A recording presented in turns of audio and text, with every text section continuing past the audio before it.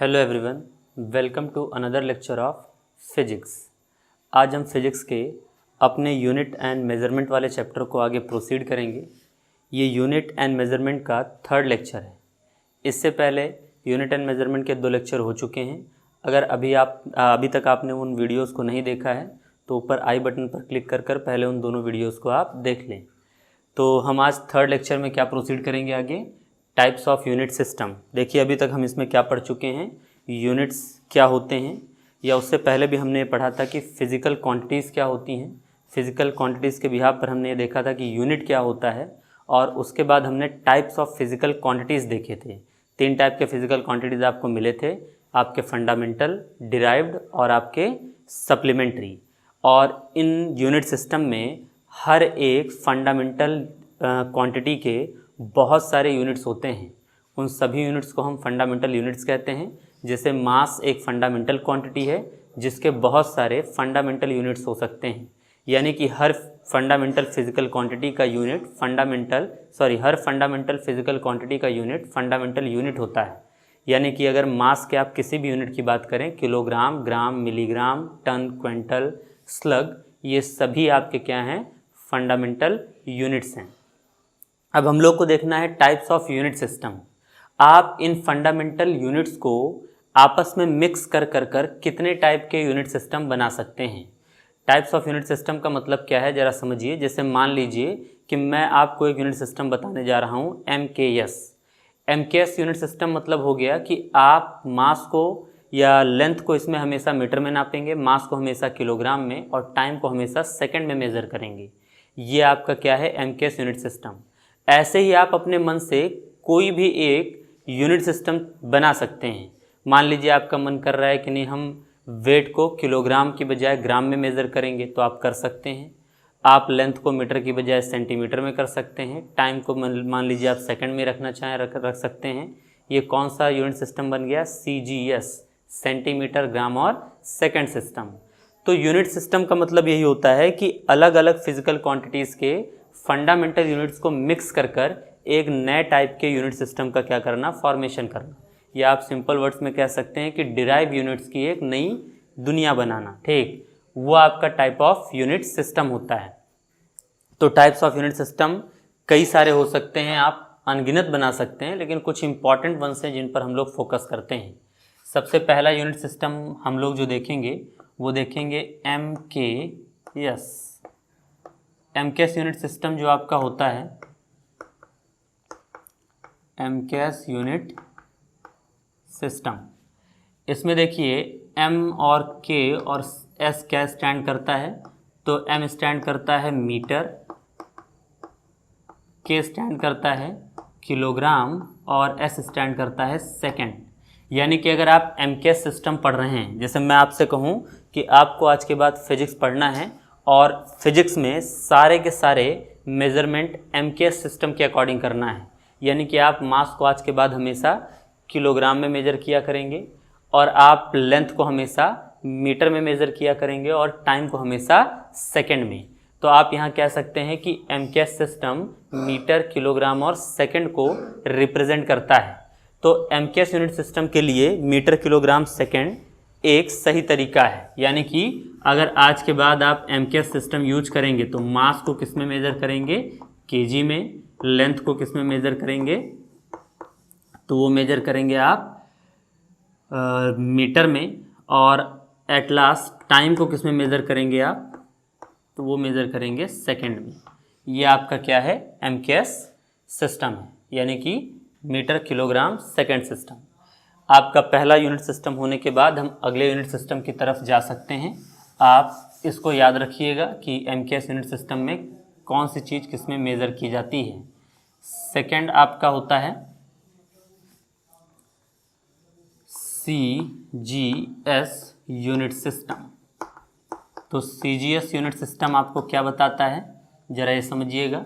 CGS unit system में आप कौन सी चीज़ किस चीज़ को रिप्रेजेंट करती है, समझ लीजिए। यहाँ C रिप्रेजेंट करता है सेंटीमीटर को, G रिप्रेजेंट करता है ग्राम को, और S रिप्रेजेंट करता है सेकंड को। यानी कि अगर मैं आपसे कहूँ कि मेज़रमेंट CGS सिस्टम में करिए, सीजीएस यूनिट सिस्टम में अगर आपको मेजरमेंट करने की इजाज़त दी जाए तो आप लेंथ को किस में मेज़र करेंगे, सेंटीमीटर में, वेट या मास को किस में मेज़र करेंगे, ग्राम में, और आपके टाइम को किस में मेज़र करेंगे आप, सेकंड में। ठीक, तो ये आपका सेंटीमीटर, ग्राम और सेकंड सिस्टम है, जिसको हम लोग क्या कहते हैं, सीजीएस सिस्टम। सीजीएस सिस्टम के बाद हम थर्ड सिस्टम पर आ सकते हैं, जो कि आपका है FPS. FPS unit system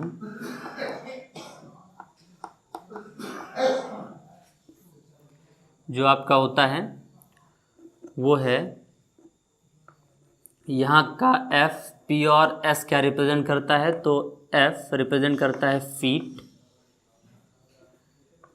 feet जो आपका होता है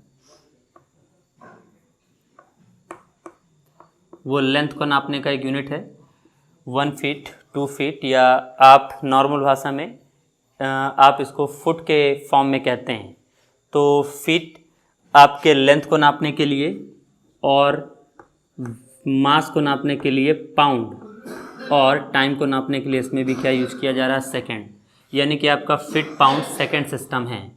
एफपीएस में अगर आपको लेंथ मेजर करना पड़ा आज के बाद, तो लेंथ किस में मेजर करेंगे हम, लेंथ मेजर करेंगे हम लोग फीट में। आप मास किस में मेजर करेंगे, तो मास मेजर करेंगे पाउंड में, और टाइम किस में मेजर करेंगे आप, तो टाइम मेजर करेंगे सेकंड में। ठीक, फुट पाउंड सेकंड सिस्टम, तो foot pound second system FPS system कहलाता है। देखिए आपको बता दें कि सीजीएस यूनिट सिस्टम को फ्रेंच सिस्टम भी कहा जाता है, और कर आप इसको लिख सकते हैं फ्रेंच सिस्टम, और इसको ब्रिटिश सिस्टम भी कहते हैं, इसको एफपीएस को। तो फ्रेंच सिस्टम या ब्रिटिश सिस्टम इनको क्यों कहा जाता है, ये कंट्रीज़ आप अपने यहाँ के फिजिक्स के सिलेबस में इन यूनिट सिस्टम्स को पढ़ाना ज़्यादा प्रेफर करते हैं। देखिए एक बात और समझिए, यूनिट सिस्टम आप कहाँ अप्लाई करते हैं, जवाब है आप बुक्स के लिए पढ़ रहे हैं। जैसे मैं कहूँ कि इंडिया में बुक्स के अंदर एमकेएस सिस्टम पढ़ाया जाता है, जिसको एसआई फॉलो करता है, यानी कि जो आपका एसआई है, standard and international unit system, वो ये कहता है कि सारे मेजरमेंट्स एमकेएस वाले आप करिए। आपका इंडिया भी एसआई को ही फॉलो करता है, और आप इसीलिए सारे के सारे मेजरमेंट एमकेएस के अकॉर्डिंग करते हैं, एसआई के अकॉर्डिंग करते हैं। लेकिन कुछ कंट्रीज़ हैं जो अपने यहाँ पर अपने किताबों में एक अलग यूनिट सिस्टम भी पढ़ाना पसंद करते हैं। जैसे आपका फ्रेंच है जो सीजीएस यूनिट सिस्टम पढ़ाना पसंद करता है, और आपका ब्रिटिश यानी कि जो यूके वाला पार्ट है वहाँ पर एफपीएस यानी कि foot pound second unit system ज़्यादा प्रेफर किया जाता है स्टडीज़ के लिए। मैं स्टडीज़ के लिए क्यों कह रहा हूँ, क्योंकि आप जनरल या प्रैक्टिकल लाइफ में आपके ऊपर ऐसा कोई बाउंडेशन नहीं है। अब जैसे इंडिया अगर एसआई सिस्टम को फॉलो करता है, तो क्या आपके ऊपर ये बाउंडेशन रख दिया कि आज के बाद लेंथ आप मीटर में ही मेज़र करिए? ऐसा नहीं है। हम ज़मीन खरीदने जाते हैं तो स्क्वायर फुट में ख़रीद लेते हैं, यानी कि फिट में लेंथ को नाप लिया जाता है। अगर हम लोग कपड़े खरीदने जाएँ तो हम मीटर में कपड़े खरीद लेते हैं। अगर आप सिलाए हुए कपड़े पहनते हैं तो उसके लिए आप मीटर में कपड़े खरीदते हैं। लेकिन आपको एक बात यहाँ समझ कर रखना है कि ये जो यूनिट सिस्टम्स आपके ऊपर बाउंड किए जा रहे हैं या आपको बताए जा रहे हैं, ये बुक्स के लिए बताए जा रहे हैं। यानी कि इंडिया में अगर आप स्टडी कर रहे हैं तो आपको एसआई सिस्टम यानी कि एमकेएस सिस्टम को फॉलो करना होगा। आपको हमेशा फिजिक्स के बुक में जितने भी चैप्टर्स आप स्टडी करेंगे, लेंथ के लिए आप मीटर को ज़्यादा प्रेफर करेंगे, आप मास के लिए किलोग्राम को ज़्यादा प्रेफर करेंगे, और टाइम के लिए आप सेकंड को ज़्यादा प्रेफर करेंगे। तो ये आपके 3 यूनिट सिस्टम आपके सामने लिखे गए हैं। इसके अलावा जैसे एक और यूनिट सिस्टम आपके सामने लिखा जा सकता है जिसमें हम और फंडामेंटल फिजिकल क्वांटिटीज़ को इंक्लूड कर सकते हैं, जैसे MKSA। MKSA यहाँ स्टैंड क्या करता है, ज़रा ये देख लिया जाए। MKSA यूनिट सिस्टम जो आपका होता है ये स्टैंड करता है MKSA। इसमें M स्टैंड करता है मीटर, K स्टैंड करता है किलोग्राम, और S स्टैंड करता है सेकंड, A स्टैंड करता है आपका एम्पियर। यानी कि इलेक्ट्रिक करंट को अगर आप मेजर करेंगे MKSA सिस्टम में तो MKSA सिस्टम में आपको करंट एम्पियर में मेज़र करना पड़ेगा। यहाँ पर आपको MKSA यूनिट सिस्टम का मीनिंग समझ में आ जाएगा। यहाँ A स्टैंड करता है एम्पियर के लिए, यानी कि करंट का मेजरमेंट आपको MKSA सिस्टम में क्या करना है, एम्पियर में मेज़र करना है। इसके बाद अगला यूनिट सिस्टम हम देख सकते हैं, पांचवा, मान लीजिए हम पढ़ लें SI यूनिट सिस्टम, यानी कि standard and international unit system, यानी कि जो मैक्सिमम कंट्रीज़ फॉलो करते हैं। आपका इंडिया भी SI यूनिट सिस्टम को ही ज़्यादा प्रेफर करता है। SI यूनिट सिस्टम में देखिए, मैं आपके सामने सातों फंडामेंटल क्वांटिटीज़ लिख देता हूँ। लेंथ, मास, टाइम के बाद करंट के बाद टेम्परेचर,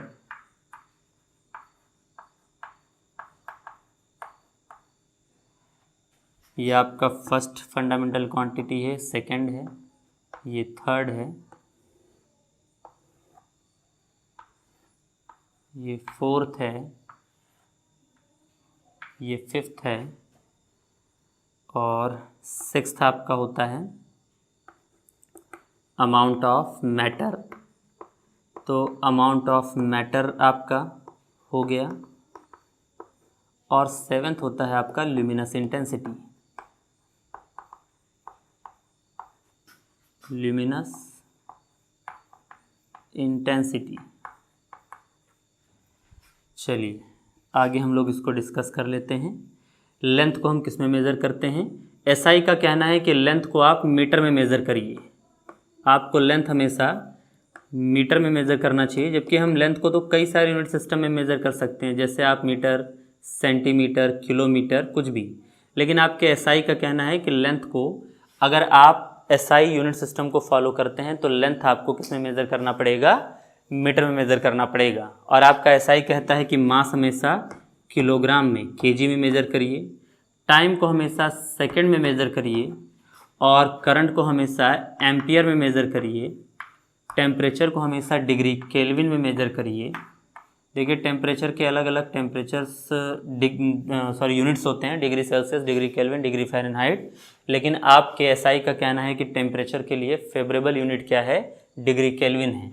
डिग्री केल्विन के बाद अमाउंट ऑफ मैटर को हमेशा मोल में मेज़र करिए, यानी कि आप मोल में इसको मेज़र करेंगे। और आपका जो ल्यूमिनस इंटेंसिटी है इसको किस में मेज़र किया जाएगा? कैंडेला में। तो इस तरीके से इतनी चीज़ों को, इन सातों फंडामेंटल फिज़िकल क्वांटिटीज़ को किस यूनिट सिस्टम में मेज़र किया जाए, आपके SI ने आपको क्लियरली बता कर रखा है। अच्छा, इतने सारे यूनिट सिस्टम हैं, हम किसके अकॉर्डिंग जवाब दें? तो जब तक आपसे कुछ ना कहा जाए, आपको अपने मन से अगर काम करना पड़े, तो आप SI यूनिट सिस्टम को फॉलो करिएगा। यानी कि आपको अगर कोई क्वेश्चन दिया गया है और उसमें आपसे नहीं कह रहा है कि आप आंसर किस में बताएं, FPS में बताएं, CGS में बताएं या MKS में बताएं, तो आप प्रेफर किसको करिएगा? SI यूनिट सिस्टम को। यानी कि आप आंसर हमेशा kilogram, metre, second, ampere, degree kelvin और मोल और कैंडेला में देना प्रेफर करिए। इन्हीं के अकॉर्डिंग सारे आंसर सेट करिए, जब तक आपसे ये ना पूछे कि मुझे वेलोसिटी सेंटीमीटर पर सेकंड में बता दीजिए। अगर सेंटीमीटर पर सेकंड में नहीं पूछ रहा है तो आपको अपना आंसर हमेशा किस में निकालना है? मीटर पर सेकंड में निकालना है। अगर आपसे कोई फोर्स पूछ रहा है तो फोर्स का यूनिट वैसे तो न्यूटन रखा गया है, अभी हम इसके बारे में भी डिस्कशन करेंगे, लेकिन इन रियलिटी उसका यूनिट जो होता है वो क्या होता है? किलोग्राम मीटर पर सेकंड स्क्वायर। तो किलोग्राम मीटर पर सेकंड स्क्वायर जो है वो किसका यूनिट है? फोर्स का यूनिट है। ठीक, ये आपका किस में है? SI सिस्टम के अकॉर्डिंग ही है। और अगर आपसे मैं पूछ लूँ कि आप मुझे इसका CGS यूनिट बता दीजिए, तब आप बताएंगे ग्राम सेंटीमीटर पर सेकंड स्क्वायर। तो एक बात ये समझना है कि आप अलग अलग जगह अलग अलग यूनिट सिस्टम का यूज कर सकते हैं, लेकिन आपको प्रेफर किसको करना है? अपने अकॉर्डिंग। जब तक स्टेटमेंट नहीं दिया जाएगा, जब तक आपसे ना कहा जाए कि आप मुझे किस यूनिट सिस्टम में आंसर दें, आपको खुद से हमेशा आंसर किस में देना है? SI यूनिट सिस्टम में देना है। यानी कि लेंथ का आंसर हमेशा मीटर में दीजिएगा, मास का आंसर हमेशा किलोग्राम में दीजिएगा, टाइम का आंसर हमेशा सेकंड में दीजिएगा, और करंट का आंसर एम्पियर में, और टेम्परेचर का आंसर डिग्री केल्विन में। ठीक, देखिए अब इसके बाद एक चीज़ और हम लोग डिस्कस कर लें। एसआई वाले एमकेएस यूनिट सिस्टम को तो हैंडल ही करते हैं, क्योंकि वो एमकेएस के अकॉर्डिंग ही सब कुछ सेट किए हैं, ठीक है ना। ये जो आपके यूनिट सिस्टम है उनको तो ये बताते ही बताते हैं, उसके साथ साथ एसआई का एक और काम है, बड़े बड़े यूनिट्स को एक शॉर्ट फॉर्म वाला नाम देना। ठीक, जैसे अभी मैंने आपसे कहा कि अगर फोर्स का आप यूनिट देखें, ठीक, इन सातों टर्म्स के अकॉर्डिंग, तो फोर्स का यूनिट आपका होना चाहिए किलोग्राम मीटर पर सेकंड स्क्वायर। लेकिन हम में से तो मैक्सिमम लोग फोर्स के यूनिट को न्यूटन जानते हैं, है ना। ठीक, हम क्या लगभग सभी लोग फोर्स का यूनिट तुरंत क्या बताते हैं, न्यूटन बताते हैं। इन रियलिटी न्यूटन क्या है, ठीक है ना। तो देखो, न्यूटन कोई यूनिट सिस्टम नहीं था, ये कोई यूनिट नहीं है, ये तो साइंटिस्ट का नाम है। न्यूटन साहब ने आपके फोर्सेस को अलग अलग तरीके से डिफाइन करने का काम किया है। इनफैक्ट किसी भी मोशन के लिए फोर्स एक इम्पॉर्टेंट फैक्टर होता है। इस चीज़ को प्रूफ करने में आपके न्यूटन का एक बहुत बड़ा रोल है। उन्होंने लॉज ऑफ मोशन दिए हैं, उन्होंने ग्रेविटी का रूल दिया है, जो कि आपके बॉडी के ऊपर इस वक्त पुल फोर्स नीचे की तरफ लगा रहा है। तो इन सारे फोर्सेस को डिफाइन करने का काम किसने किया था, न्यूटन ने किया था। तो क्योंकि फोर्स को बहुत ज़्यादा स्टडी किया न्यूटन ने, और आपको बार बार ये बताया जाए कि फोर्स के लिए सबसे इम्पॉर्टेंट पर्सन न्यूटन है, तो हो सकता है आपको याद करना पड़े। तो एसआई ने इसका एक तरीका निकाला। उन्होंने कहा कि आप फोर्स के यूनिट को क्या पढ़ने लगी है, न्यूटन। ठीक, जहाँ पर 1 न्यूटन इक्वल क्या रहा करेगा, 1 किलोग्राम मीटर पर सेकेंड स्क्वायर के इक्वलेंट रहा करेगा। यानी कि आप जो भी एसआई में मेज़र करते हैं वो एज इट इज़ मेंटेन रहेगा। मैं अगर कह रहा हूँ अब कि फोर्स का यूनिट क्या है, यहाँ बगल में लिख दे रहे हैं हम, फोर्स का यूनिट क्या है, न्यूटन है, तो इससे कुछ चेंज होने वाला नहीं है। आप सिंपली ऐसा समझिए कि आपका एक लेंदी नाम हो, ठीक, जैसे मान लीजिए आपने अपना नाम रखा है, ठीक, सुरेंद्र प्रताप सिंह, ठीक है ना। तो सुरेंद्र प्रताप सिंह एक बहुत ही लंबा चौड़ा नाम है। अगर आपके घर वालों को बुलाना पड़े तो काफ़ी तकलीफ़ होगी। तो आप क्या करते हैं, आप एक प्यारा सा नाम, एक छोटा सा नाम रख देते हैं, चिंटू, है ना। ठीक, चिंटू एक ऐसा नाम है जिसको आप इजीली क्या कर सकते हैं, एक्वायर कर सकते हैं। लेकिन आपको तो ये पता है कि चिंटू कौन है, सुरेंद्र प्रताप सिंह ही है ना। यानी कि चिंटू जो है वो किसके इक्विवेलेंट है, वो सुरेंद्र प्रताप सिंह के इक्विवेलेंट है। आप अपने माइंड में बात फिक्स रखेंगे कि जब मैं चिंटू को बुलाऊंगा तो वहाँ कौन आएगा, सुरेंद्र प्रताप सिंह ही आएगा। तो इनफैक्ट यहाँ पर भी यही किया गया है। किलोग्राम मीटर पर सेकंड स्क्वायर थोड़ा लेंदी सा यूनिट है, उसको एक शॉर्ट फॉर्म और प्यारा सा नाम दिया गया, न्यूटन, ठीक है ना। अब आप ऐसा कह सकते हैं कि न्यूटन जो आपका होता है वो फोर्स का यूनिट है, और आपका 1 न्यूटन किसके इक्विवेलेंट होगा, 1 किलोग्राम मीटर पर सेकेंड स्क्वायर के, ठीक है ना। तो आप इतना समझ कर रखिए कि आगे आपको कई बार ऐसी आप कह सकते हैं ऐसे कंडीशंस मिलेंगे जहां आपका वो यूनिट सिस्टम रहेगा भी नहीं, लेकिन वो नाम दे दिया जाएगा। जैसे वर्क का यूनिट अगर लिखा जाए तो होता है किलोग्राम मीटर स्क्वायर पर सेकंड स्क्वायर, लेकिन हम उसे जूल कहने लगते हैं। अब क्यों कह रहे हैं, क्योंकि उस फील्ड में सबसे ज़्यादा जूल साहब ने काम किया होगा, साइंटिस्ट थे वो भी। उन्होंने एनर्जी और वर्क के फॉर्मेशन को, हीट को एक फॉर्म में लाने के कई सारे थ्योरम्स दिए थे, है ना, या कई सारे रूल्स दिए थे। क्योंकि वर्क और एनर्जी के फील्ड में सबसे ज़्यादा जूल साहब ने वर्क किया था, तो इस वजह से उनको रिस्पेक्ट देने के लिए वर्क के यूनिट को क्या रख दिया गया, जूल रख दिया गया। लेकिन अगर आप ये सोचें कि जूल अलग चीज़ है और किलोग्राम मीटर स्क्वायर पर सेकंड स्क्वायर अलग चीज़ है, तो गलत है।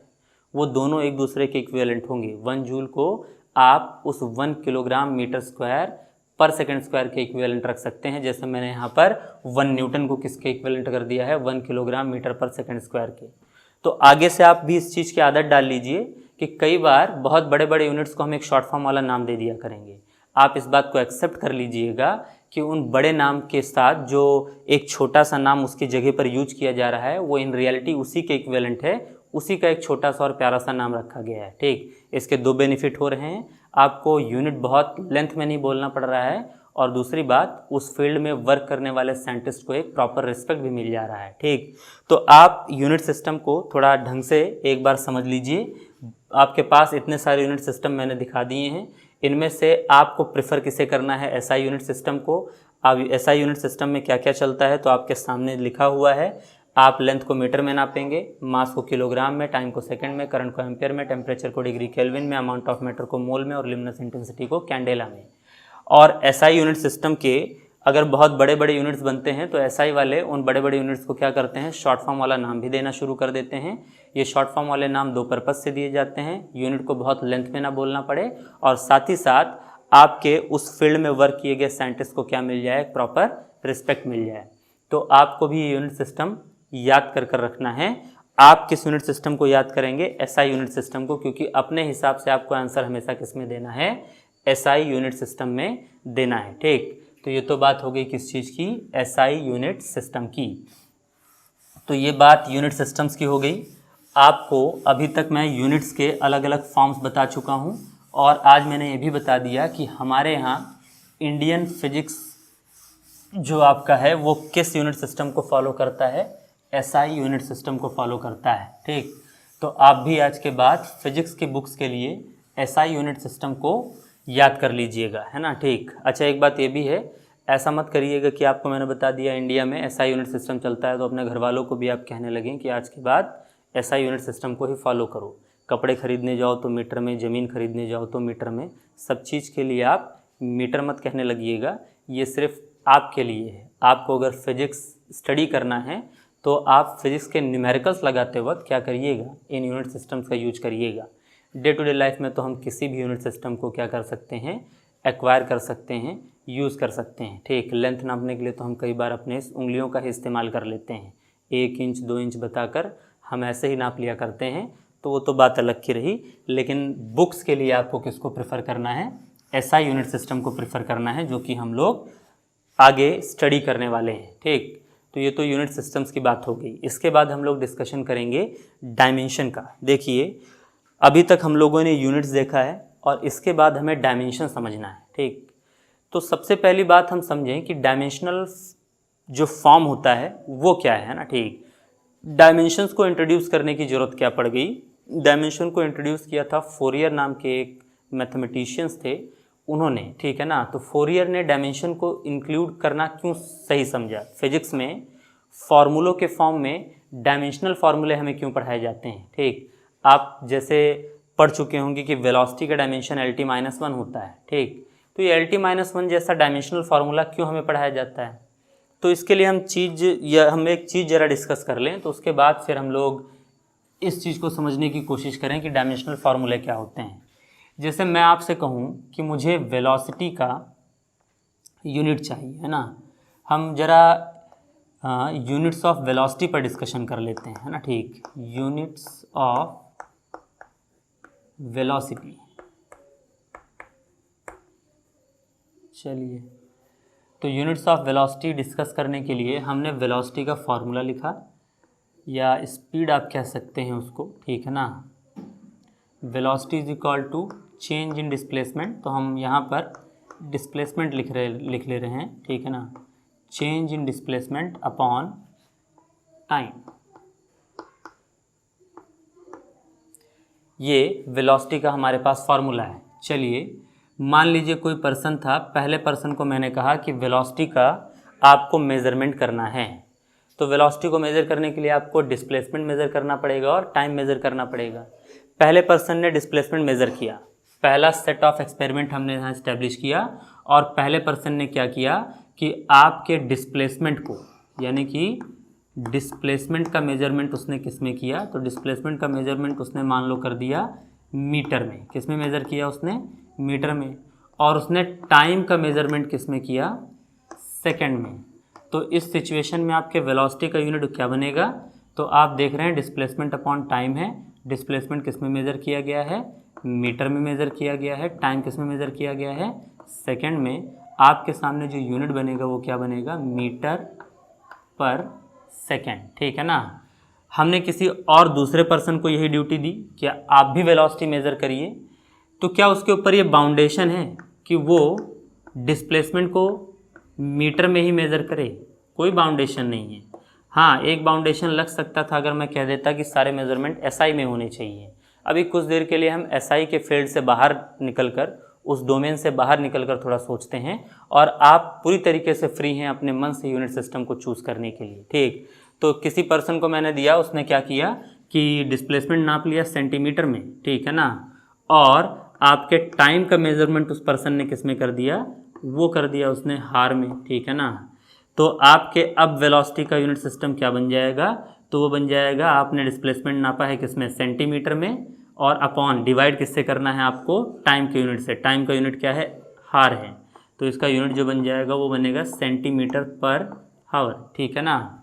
चलिए, ये एक्सपेरिमेंट 2 लोगों ने परफॉर्म किया है, हम एक तीसरे पर्सन को भी इसके अंदर इंट्रोड्यूस करते हैं, और तीसरे पर्सन से हम कहते हैं कि वो भी एक बार ज़रा हमारे लिए वेलोसिटी मेज़र कर दे। और उसने क्या किया कि अपने डिस्प्लेसमेंट को उसने मेज़र किया किलोमीटर में, और उसने अब की बार टाइम का मेज़रमेंट किस में किया, मिनट में। ठीक, तो आपको जो वेलोसिटी का यूनिट अब की मिलेगा वो क्या मिलेगा, वो मिलेगा किलोमीटर पर मिनट, या इसी को आप ऐसे लिख सकते हैं, किलोमीटर पर मिनट। ठीक, तो आप एक बात पर अगर ध्यान दे पाए उन तीनों एग्जाम्पल्स से, तो आपको एक बात क्लियर हुई होगी कि वेलोसिटी के बहुत सारे यूनिट्स अभी भी फॉर्म किए जा सकते हैं। अभी भी आपके पास बहुत ऑप्शंस हैं, हो सकता है पर्सन किलोमीटर में डिस्प्लेसमेंट नापे और टाइम को हार में नापे, तो अगला यूनिट आपका किलोमीटर पर हार बन जाएगा।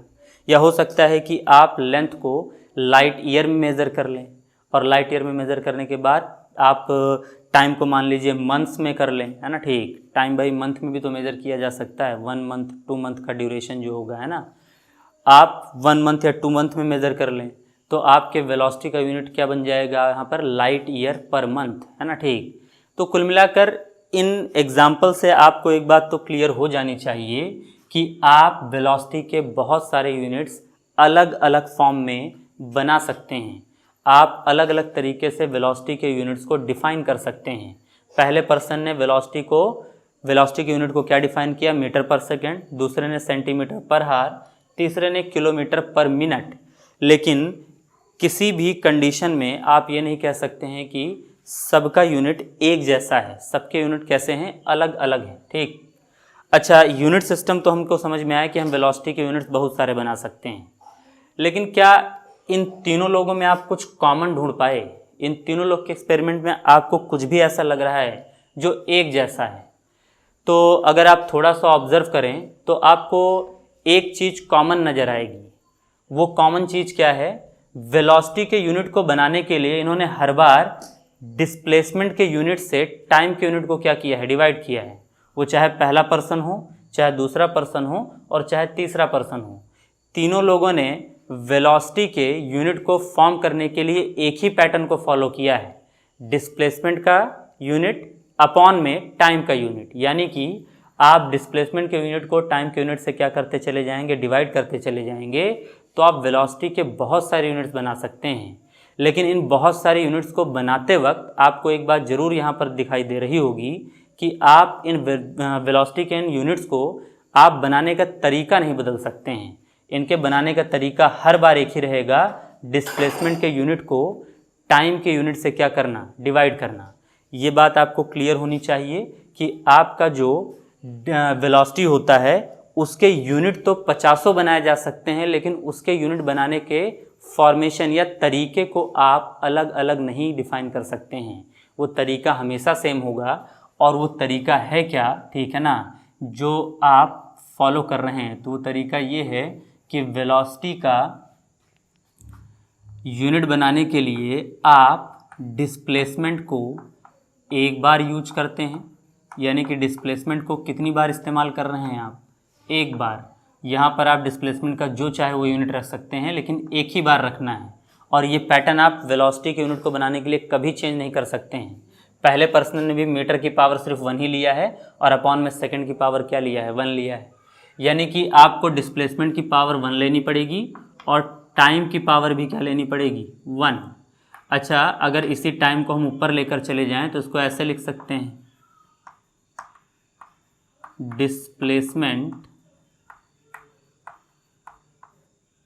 डिस्प्लेसमेंट की पावर 1 मल्टीप्लाइड बाई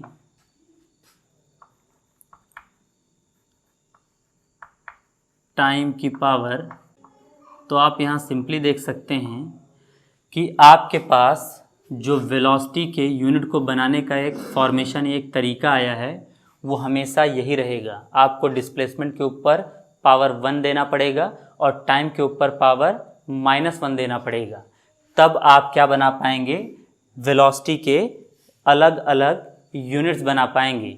अब इस फॉर्मूले में आप रख कर वेलोसिटी का कोई भी यूनिट बना सकते हैं। आप यहाँ मीटर रख दीजिए, इनटू में यहाँ सेकंड रख दीजिए, तो क्या बन जाएगा, मीटर, और ये माइनस है तो कहाँ चला आएगा, नीचे, मीटर पर सेकंड।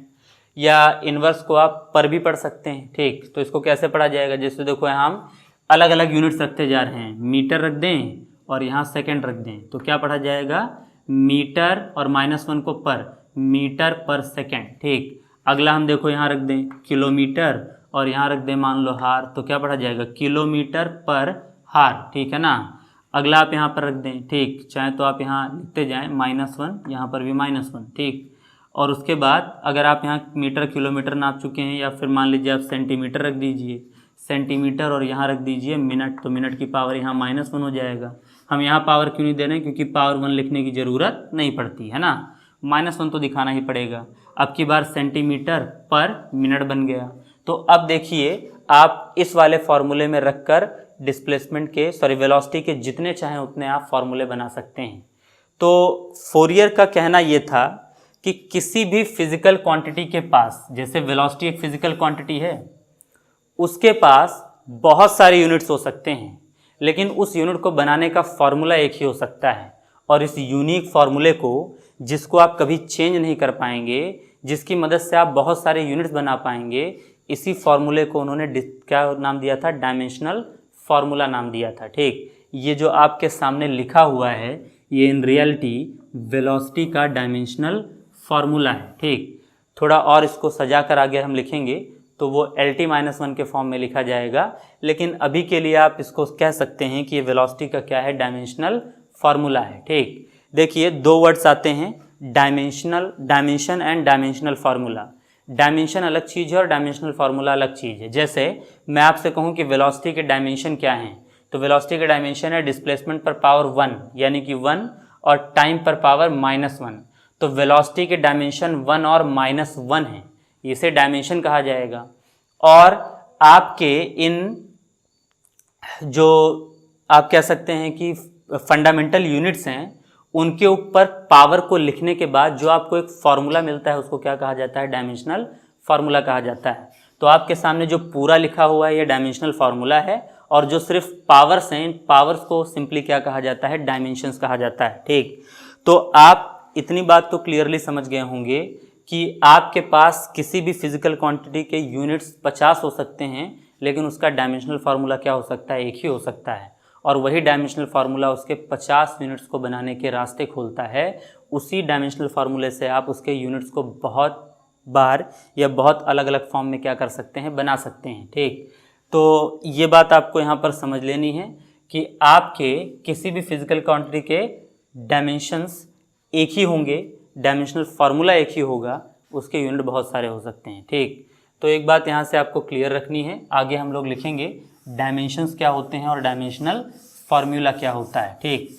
तो ये बात तो आपको समझ में आई कि हमें डायमेंशनल फार्मूले की रिक्वायरमेंट क्यों थी, क्योंकि हम यूनिट बहुत सारे बनाते जा रहे थे। तो हमें एक तरीका ऐसा ज़रूर पकड़ लेना चाहिए जो फिक्स हो, जो हमें बता सके कि इस फिजिकल क्वांटिटी के यूनिट को बनाने का तरीका यही है। आप यूनिट चाहे जितने बना लें, ठीक। जैसे वेलोसिटी के डायमेंशनल फार्मूला है, उसके यूनिट को बनाने के तरीका क्या है, LT-1 ही है। हाँ, आप LT-1 का यूज कर कर उसके 50 फार्मूले बना सकते हैं, उसके 50 यूनिट्स बना सकते हैं, लेकिन आप उसके यूनिट बनाने का तरीका नहीं बदल सकते हैं। यानी कि L के ऊपर पावर 1 और T के ऊपर -1 का पावर आपको हर बार लगाना पड़ेगा, तभी आप वेलोसिटी के फार्मूले या वेलोसिटी के यूनिट्स को पाएंगे, अदरवाइज़ नहीं, है ना, ठीक। तो हम लोग को सबसे पहले तो समझ लेना है डायमेंशंस क्या होते हैं, ठीक है ना। तो डायमेंशन हम समझने की कोशिश करते हैं। तो डायमेंशन, ठीक, dimensions are powers present on dimensions are power present on fundamental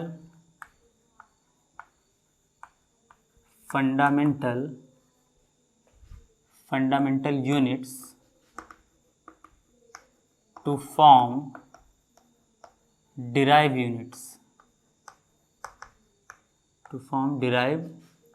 units, ठीक। तो देखिए dimensions are power present on fundamental units to form derived units. Dimensions क्या होते हैं? जैसे वेलोसिटी का डायमेंशन मैं आपके सामने लिख दूं तो क्या है, LT-1। तो देखिए लेंथ और टाइम दोनों के दोनों क्या है, फंडामेंटल यूनिट्स हैं, ठीक। तो आपके डायमेंशन का फॉर्मूला क्या है, यहाँ देखिए L के ऊपर कुछ नहीं तो 1 है ना। डायमेंशंस उन पावर्स को कहा जाता है जो किसी भी फंडामेंटल यूनिट्स पर लगाए जाते हैं ताकि आप किसी फिजिकल क्वांटिटी के डिराइव यूनिट्स को बना सकें। भाई पक्की बात है, अगर आप यहाँ पर पावर्स नहीं लगाएंगे तो क्या आप वेलोसिटी जैसे डिराइव्ड फिजिकल क्वांटिटी के अलग अलग यूनिट्स बना पाएंगे? जवाब है नहीं। तो यही पावर्स ही हैं जो आपके इस वेलोसिटी जैसे डिराइव्ड फिजिकल क्वांटिटी के यूनिट्स को क्या करते हैं, फॉर्म करते हैं, ठीक। तो आपको ये बात जरूर याद रखना है कि डायमेंशंस क्या होते हैं। डायमेंशन आपके फंडामेंटल फिजिकल क्वांटिटीज पर लगाए गए वो पावर्स होते हैं जो किसी डिराइव्ड फिजिकल क्वांटिटी के यूनिट्स को बनाने के लिए यूज़ किए जाते हैं। यानी कि आप डायमेंशनल फार्मूला में जो भी पावर लिखते हैं उन्हीं को क्या कहा जाता है, डायमेंशन कहा जाता है। तो डायमेंशंस पावर्स होते हैं किसके ऊपर लगाए गए, आपके फंडामेंटल फिजिकल क्वांटिटीज़ पर लगाए गए पावर्स होते हैं, और इन्हीं पावर्स के लगने की वजह से आप डिराइव्ड यूनिट्स का फॉर्मेशन कर पाते हैं। फंडामेंटल यूनिट्स के ऊपर जब तक आप ये पावर्स नहीं लगाएंगे तब तक आप डिराइव्ड फिजिकल क्वांटिटी नहीं बना पाएंगे। अगला चीज़ हम देखेंगे डायमेंशनल फार्मूला। तो डायमेंशनल फार्मूला क्या होता है, ठीक, डायमेंशनल फार्मूला, ठीक। डायमेंशनल फार्मूला आपका होता है the representation of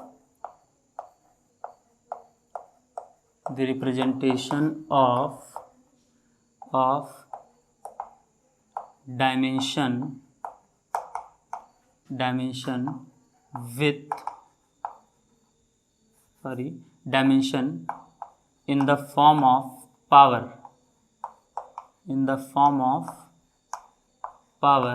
on fundamental units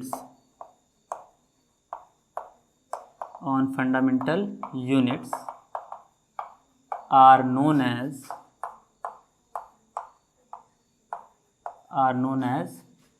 dimensional formula,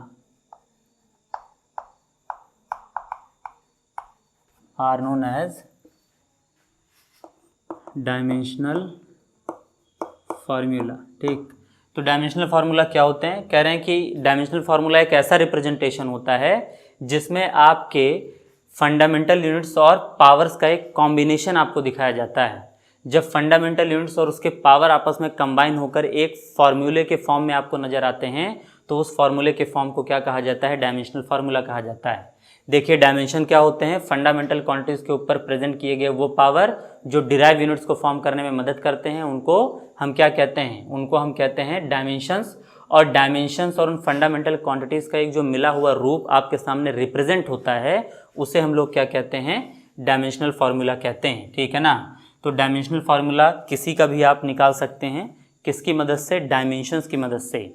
dimensions को आप फंडामेंटल क्वांटिटीज़ के ऊपर लगातार लगाते जाइए, जिस भी फिजिकल क्वांटिटी का आपको डायमेंशनल फार्मूला पाना होगा वो आपको मिल जाएगा। और अगर आप डायमेंशनल फार्मूला बना ले गए तो उसके 50 टाइप के यूनिट्स भी इजीली बना ले जाएंगे, ठीक है ना। तो ये बात आपको क्लियर रखना है। आप किसी का डायमेंशनल फार्मूला कब निकाल पाएंगे, जब आपको फंडामेंटल फिजिकल क्वांटिटीज़ के क्या याद होंगे, डायमेंशंस याद होंगे, ठीक। तो हम जरा सातों फंडामेंटल फिजिकल क्वांटिटीज़ के क्या लिख लेते हैं, fundamental physical quantities. P stand for physical और Q stand for quantities, fundamental physical quantities. और यहाँ लिख लेते हैं उनके फंडामेंटल डायमेंशनल फार्मूला, है ना, ठीक, fundamental dimensional formula, D stand for dimension और एफ स्टैंड फॉर फार्मूला, ठीक। तो भैया पहला आपका फंडामेंटल फिजिकल क्वांटिटी क्या है, लेंथ है, ठीक है ना। लेंथ का जो डायमेंशनल फार्मूला होता है वो क्या होता है, एल। आज के बाद याद रखिएगा कि जब भी आपको लेंथ के किसी भी फॉर्म को आपको दिखाना होगा, आप लेंथ के किसी भी फॉर्म का डायमेंशनल फार्मूला क्या दिखाएंगे, एल दिखाएंगे। जैसे मान लीजिए हाइट है, तो हाइट का डायमेंशनल फार्मूला क्या होगा, एल होगा, क्योंकि हाइट भी एक लेंथ का ही फॉर्म है। ब्रेथ है, लेंथ है ना, रेडियस है, ठीक है ना, ये सारे के सारे लेंथ के ही फॉर्म है ना, ठीक। इन सब का डायमेंशनल फार्मूला क्या लिया जाएगा, एल लिया जाएगा। डिस्टेंस हो गया, डिस्प्लेसमेंट हो गया, क्योंकि ये सभी लेंथ के ही फॉर्म है ना। दूसरा आपका मास, तो आज के बाद मास का डायमेंशनल फार्मूला आपको क्या याद रखना है, कैपिटल एम। कैपिटल एम जो है वो मास के डायमेंशनल फार्मूले को रिप्रेजेंट करता है। आप जब भी मास के डायमेंशनल फार्मूले को रिप्रेजेंट करना चाहेंगे वो आपको मिल जाएगा। थर्ड, आपको टाइम देखना है, ठीक। टाइम का डायमेंशनल फार्मूला आपको याद रखना है कैपिटल टी, यानी कि टाइम आज के बाद आपको जब भी डायमेंशनल फार्मूले के फॉर्म में रिप्रेजेंट करना हो उसको कैपिटल टी के फॉर्म में रिप्रेजेंट कर दीजिएगा। चौथा आपको टेम्परेचर, तो टेम्परेचर को आप कैसे रिप्रेजेंट करेंगे, वो रिप्रेजेंट करेंगे थीटा से। फिफ्थ, अमाउंट ऑफ, या इलेक्ट्रिक करंट पहले आप लिख लीजिए, इलेक्ट्रिक करंट। तो इलेक्ट्रिक करंट को डायमेंशनली हम लोग कैसे दिखाएंगे, वो दिखाएंगे हम लोग कैपिटल ए के फॉर्म में। बाकी के जो दो लोग हैं वो नॉर्मल डायमेंशनल रेंज में नहीं आते हैं, ठीक। ज़रूरत पड़ेगी तो उनको भी बता देंगे आपको आगे, लेकिन आपको अभी इन 5 लोगों को याद रखना है। इन 5 लोगों को यूज कर आपके मैक्सिमम डायमेंशनल फार्मूले क्या लगभग सभी के सभी कवर हो जाएंगे। क्या आपको ये 5 फंडामेंटल डायमेंशनल फार्मूले याद हो जाएंगे, लेंथ के लिए एल, मास के लिए एम, टाइम के लिए टी, टेम्परेचर के लिए थीटा और आपके इलेक्ट्रिक करंट के लिए कैपिटल ए।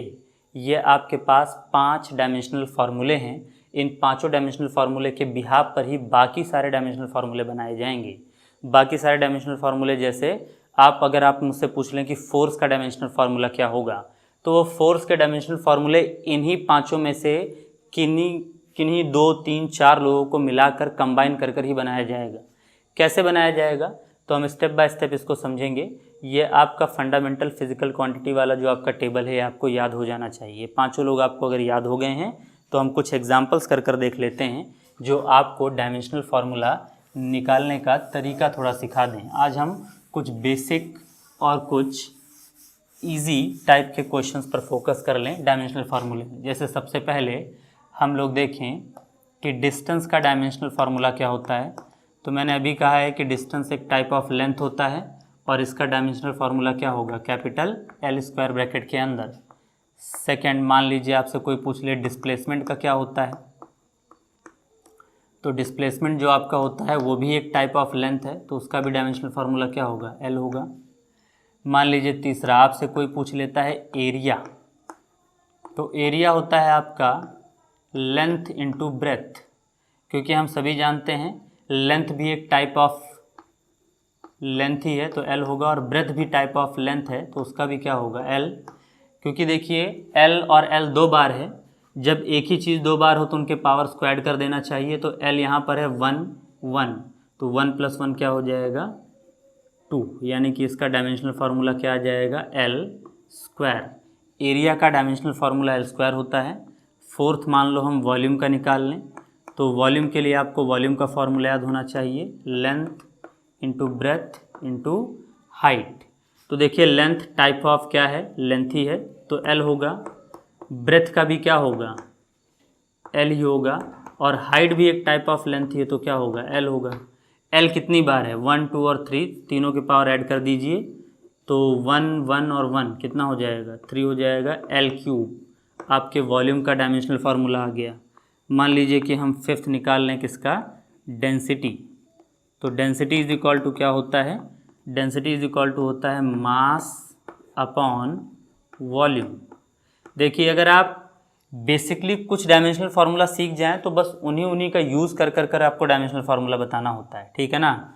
अब मास अपॉन वॉल्यूम है तो मास का आपको क्या सिखाए हैं, कैपिटल एम, वो टेबल आप याद रखिए।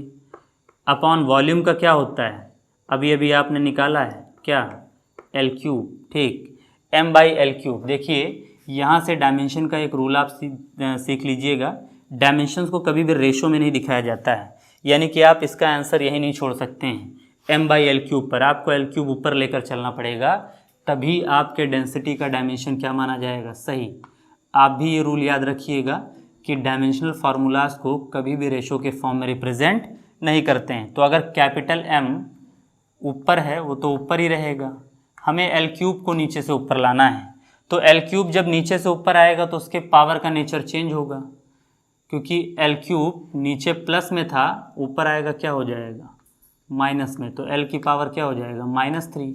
और अब इन दोनों ब्रैकेट्स को आपस में आप कंबाइन कर लिख दीजिए तो इसका डायमेंशनल फार्मूला पढ़ा जाएगा एम एल की पावर -3। डेंसिटी के बाद हम अगला चीज़ निकाल सकते हैं, 6th नंबर, मान लीजिए स्पीड। तो स्पीड का डायमेंशनल फार्मूला क्या होता है, स्पीड का डायमेंशनल फार्मूला आपको निकालने के लिए इसका फार्मूला लगाना पड़ेगा। तो हम सभी जानते हैं स्पीड इज इक्वल टू क्या होता है, डिस्टेंस अपॉन टाइम। क्या आप डिस्टेंस का डायमेंशनल फार्मूला बताएंगे, तो हाँ बिल्कुल, वो था एल, हम पहले स्टेप में निकाल चुके हैं। और टाइम का तो हम सभी जानते हैं क्या होता है, कैपिटल टी, क्योंकि ये उन 5 फंडामेंटल फिजिकल क्वांटिटीज़ में से एक है। अभी आपको एक रूल सिखाएं हैं कि आप डायमेंशंस को कभी भी या डायमेंशनल फार्मूले को कभी भी रेशो के फॉर्म में नहीं लिख सकते हैं। तो इस टी को कहाँ भेजना पड़ेगा, ऊपर। तो आप यहाँ लिख देंगे एल, और टी जब ऊपर जाएगा तो क्या हो जाएगा, टी की पावर -1। तो आप इसको इस तरीके से टी की पावर, देखो यहाँ कुछ नहीं था तो 1 था, और 1 प्लस में था, ऊपर जाएगा क्या होगा, -1 होगा। तो टी की पावर -1 या कंबाइन फॉर्म में लिख दें तो क्या आपका एल टी -1। ये स्पीड का आ गया। हम 7वां वेलोसिटी का निकाल लेते हैं। वेलोसिटी के ऊपर तो भी हमने डिस्कशन भी किया था। तो वेलोसिटी इज इक्वल टू क्या होता है, डिस्प्लेसमेंट अपॉन टाइम। डिस्प्लेसमेंट का भी डायमेंशनल फार्मूला क्या है, एल है, और टाइम का क्या होता है, टी ही होता है। इस टाइम को फिर से ऊपर ले जाएंगे, टी की पावर -1 होगा, यानी कि आप क्या लिख सकते हैं, एल टी -1। स्पीड और वेलोसिटी दोनों के डायमेंशनल फार्मूले क्या होते हैं, सेम होते हैं, एल टी -1 और एल टी -1। अच्छा, अगला अगर हम निकाल लें, जैसे मान लीजिए आप एक्सेलरेशन का निकालते हैं, यानी कि ए, एक्सेलरेशन इज इक्वल टू क्या होता है, वो होता है वेलोसिटी अपॉन टाइम। देखिए एक्सेलरेशन को ए से रिप्रेजेंट किया जाता है, वेलोसिटी को वी से और टाइम को टी से। वेलोसिटी का भी अभी आपने जस्ट निकाला है, क्या निकाला है, एल टी -1। तो आप वेलोसिटी का डायमेंशन फार्मूला वहाँ पुट कर दीजिए, L T -1 upon T. T किसको रिप्रेजेंट कर रहा है, टाइम को, तो नीचे क्या लिख देंगे, टी लिख देंगे। आप यहाँ टी लिखे, इस टी को आप नीचे से कहाँ भेजेंगे, ऊपर भेजेंगे। एल टी ये -1 है, और हम रेशो के फॉर्म में लिख नहीं सकते हैं, तो इस टी को भी ऊपर भेजेंगे। ये टी ऊपर जाकर क्या हो जाएगा, -1। ध्यान दीजिएगा, ये एल टी -1 तो एज इट इज़ है, ये नीचे वाले टी को हम ऊपर ले गए हैं तो -1 हुआ है। -1 और -1 क्या हो जाएगा, -2, यानी कि एक्सेलरेशन का जो यूनिट आएगा, सॉरी डायमेंशनल फार्मूला आएगा, वो क्या आएगा, एल टी -2 आ जाएगा। ठीक, ये आपके एक्सेलरेशन का डायमेंशनल फार्मूला हो गया। एक्सेलरेशन का डायमेंशनल फार्मूला निकालने के बाद मैं आपको फोर्स का डायमेंशनल फार्मूला निकाल कर दिखाता हूँ। फोर्स इज इक्वल टू होता है मास इनटू, यहाँ स्मॉल एम मास को रिप्रेजेंट कर रहा है और ए एक्सेलरेशन को। तो मास का डायमेंशनल फार्मूला हम सभी जानते हैं क्या होता है, कैपिटल एम होता है। और एक्सेलरेशन का भी अभी आपने जस्ट ऊपर वाले स्टेप में निकाला है, क्या होता है, एल टी -2 होता है। और अगर आप इनको कंबाइन कर दें तो आपको क्या देखने को मिलेगा, वो मिलेगा mLT माइनस 2। यह आपके क्या है, फोर्स का डायमेंशनल फार्मूला। अगर आपने इतने एग्जांपल्स को ऑब्ज़र्व किया हो तो आप एक बात साफ साफ देख पा रहे होंगे कि डायमेंशनल फार्मूला इनफैक्ट एक फार्मूले पर डिपेंड करने वाला क्वांटिटी है। अगर आप पीछे के कुछ लोगों को याद करते हुए चले आएँ तो बाकी के आगे वाले अपने आप निकलते हुए चले जाएंगे, सिंपल मैथमेटिक्स लगाकर, पावर्स को ऐड और सब्सट्रैक्ट करने के बिहाफ पर। आप अगर इन लोग को अभी तक आपको जितने लिखा है अगर आपको कम से कम ये याद हो जा रहे हैं तो आगे आपको कभी भी डायमेंशनल फार्मूला निकालने में उतनी ज़्यादा दिक्कत नहीं होगी, है ना। हम कुछ एग्जांपल्स और करेंगे, जैसे इसके बाद अगर आपने इसको अभी तक नहीं देखा है तो थोड़ा आप स्क्रीनशॉट लेकर या पॉज कर इसको ध्यान से एक बार देख लें कि किसका डायमेंशनल फार्मूला क्या क्या निकाला गया है। देखिए, इसको थोड़ा नोट भी करते रहिए। 2-4 दिन के अंदर हम लोग कोशिश कर रहे हैं कि आपको नोट्स PDF फॉर्म में या तो इंस्टाग्राम पर प्रोवाइड कर दिया जाएगा या तो आपको लिंक में डिस्क्रिप्शन में आपको लिंक दे दिया जाएगा। आप नोट्स के साथ इस लेक्चर को देखा करेंगे, ठीक। तो एक बात ये है कि अभी के लिए थोड़ा आप एडजस्ट कर लें और इन डायमेंशनल फार्मूले के बिहाफ पर आप आगे के डायमेंशनल फार्मूले ईजिली निकाल पाएंगे। तो आगे हम 1-2 एग्जाम्पल और देख लेते हैं फटाफट। जैसे 10th नंबर हम मान लो देख लें वर्क। तो वर्क इज इक्वल टू क्या होता है, वो होता है फोर्स इंटू डिस्प्लेसमेंट। तो फोर्स का डायमेंशनल फार्मूला आप अभी अभी पीछे के स्टेप में ले आए हैं, वहाँ 9th नंबर पर mLT माइनस 2 और S यहाँ पर डिस्प्लेसमेंट को रिप्रेजेंट कर रहा है और डिस्प्लेसमेंट का डायमेंशनल फार्मूला L होता है। देखिए यहाँ L एक बार है और यहाँ एक बार है, तो 1 और 1 पावर ऐड होगा तो क्या हो जाएगा, mL square T to the power minus 2। तो ये आपके वर्क का डायमेंशनल फार्मूला होगा, ठीक है ना। आज आप अपने बुक में कई सारे फिज़िकल क्वांटिटीज़ को देखिएगा और ट्राई करिएगा। आपके पास जो भी बुक हो, NCERT हो, कोई रिफ्रेशर बुक अगर आप स्टडी कर रहे हों या आपने नीट के लिए, JEE के लिए जो भी आपने बुक कंसिडर कर रखा हो, उसमें आपको डायमेंशनल वाले चैप्टर में एक पूरा टेबल मिल जाएगा। आप उसमें डायमेंशनल फार्मूला पहले मत देखिएगा, सिर्फ फिज़िकल क्वांटिटी देखिएगा और फिज़िकल क्वांटिटी के साथ देखिएगा उसका फार्मूला। जैसे आप फोर्स है तो फोर्स का वहाँ फार्मूला दिया होगा मास इंटू एक्सेलरेशन। आप इन टेबल्स का जितने आपको 10 मैंने लिखाए हैं, इन 10 का यूज कर आप निकालने की कोशिश करिएगा। हम नेक्स्ट लेक्चर में और क्वेश्चंस प्रैक्टिस करेंगे और हम आपके डायमेंशनल फार्मूले के और अलग अलग कैरेक्टर्स को समझेंगे। हम प्रिंसिपल ऑफ होमोजेनिटी समझेंगे, हम ये समझेंगे कि कौन से ऐसे कांस्टेंट्स होते हैं जिनके पास डायमेंशनल फार्मूला होता है और कौन से ऐसे कांस्टेंट्स होते हैं जिनके पास डायमेंशनल फार्मूला नहीं होता है। कौन से ऐसी फिज़िकल क्वांटिटीज़ होती हैं जो डायमेंशन लेस भी होती हैं, यूनिट लेस भी होती हैं, और कौन से ऐसी फिज़िकल क्वांटिटी यूनिक हैं जो डायमेंशन लेस होते हुए भी आपको कभी कभार यूनिट दिखा देते हैं।